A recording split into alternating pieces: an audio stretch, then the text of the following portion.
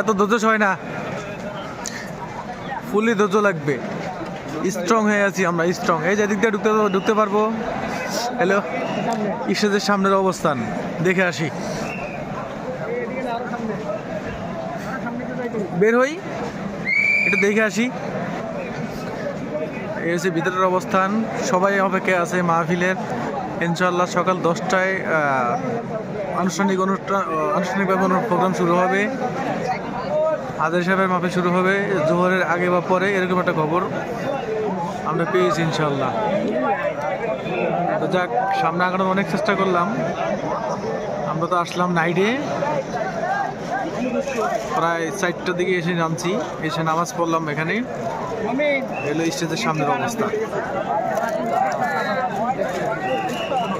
বরাবর স্টেজ দেখা যায়।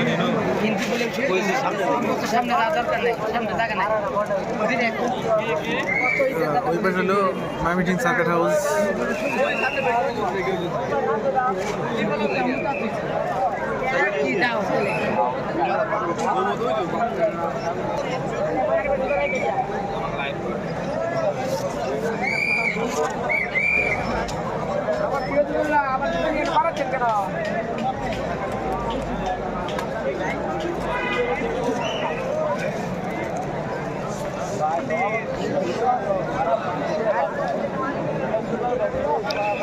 এখনো কার্যক্রম শুরু হয় নাই।